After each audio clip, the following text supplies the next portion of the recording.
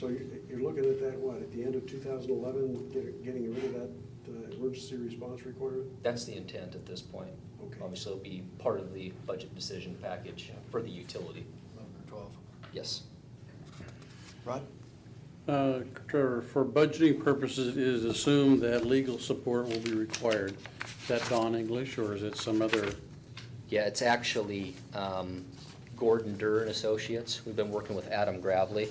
He's been our representation over the last 2 years.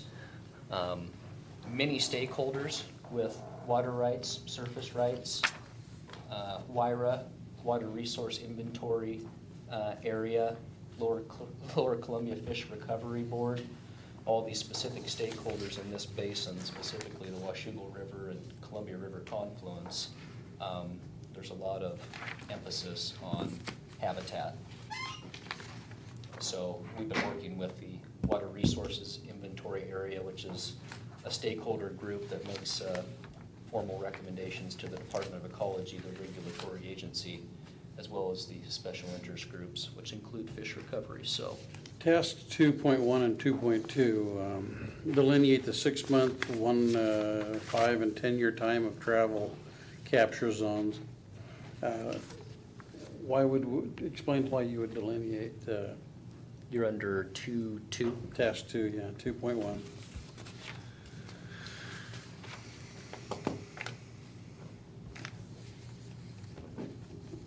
Delineate the 6-month and 1 and 5 and 10-year time of travel. What does that mean? I think that's geared towards expansion for the water utility. Delineate 6-month, 1, 5, and 10-year time of travel capture zones. Yeah, so they basically break down specific demand where your UGB is.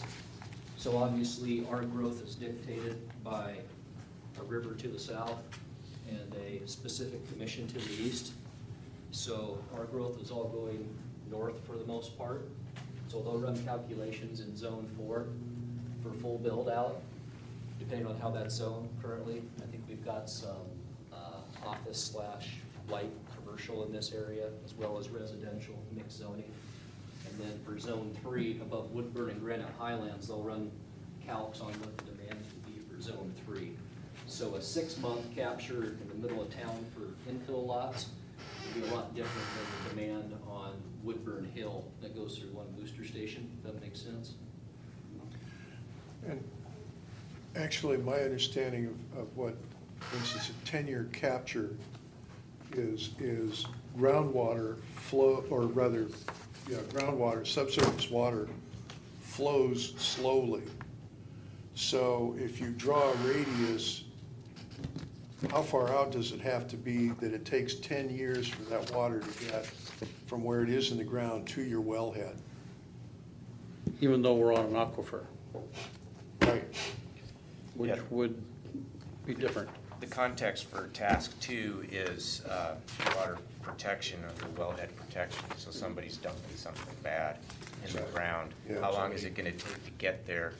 So you're combining both demand projections, like Trevor was describing, with impact projections based on where you're at and how long it would take. It's a bunch of hydrogeology, and because we are required by federal and state law to protect our wellheads, and we have to regulate land uses potentially, depending upon where you're at and what can happen. And that's specifically what's at stake in task 2, but it combines demand analysis with bad stuff traveling to your wellhead analysis.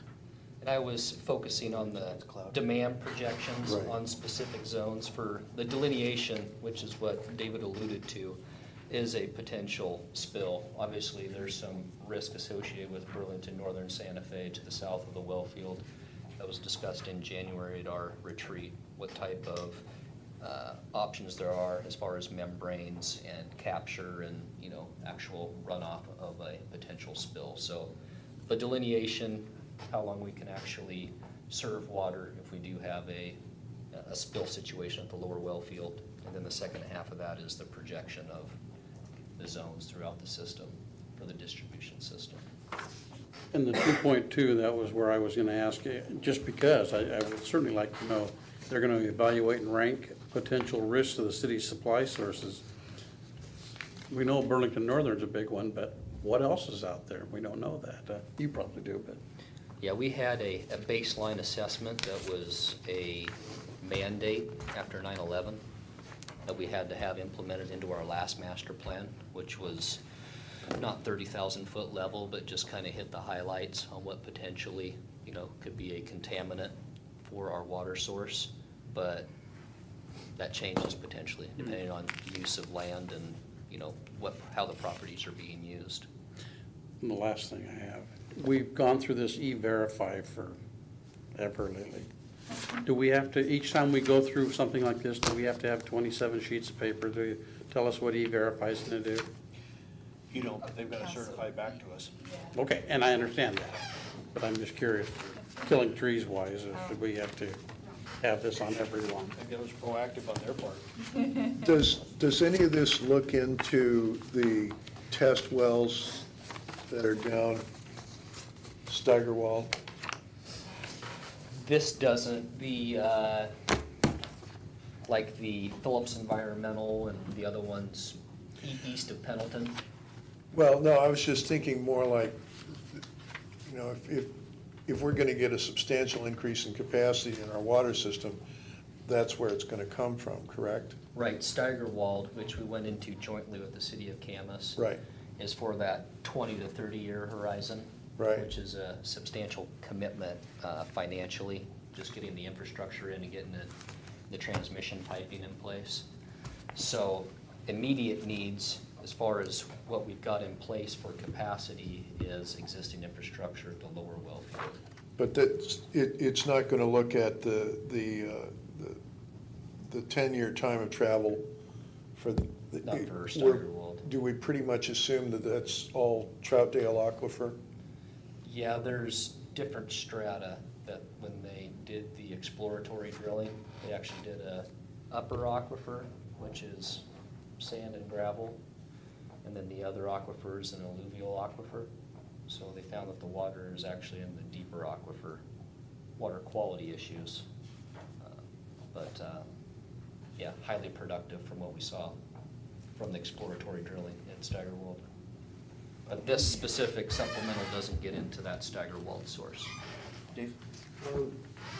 On page, Exhibit A3, down at the bottom there, you've got project expenses. Are these in addition to the $114,658? Exhibit A3. In-house expenses? This, yeah. No, the schedule of charges for 2010, that's just their updated schedule sheet for utilizing those specific engineering. Down below it says project expenses, expenses incurred in-house that are directly attributable to the project will be invoiced at actual cost. Right. So if you see Exhibit A2 and it's a little bit blurry, I got it.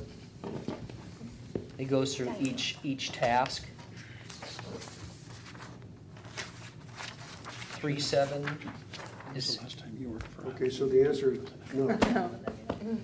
meetings The answer to my contingency. question is no. Right, so, It's included in the 114K. Right. It explains how they'll incrementally bill us and at what rate. That's all I need to know, Trevor. I don't need to bug you anymore.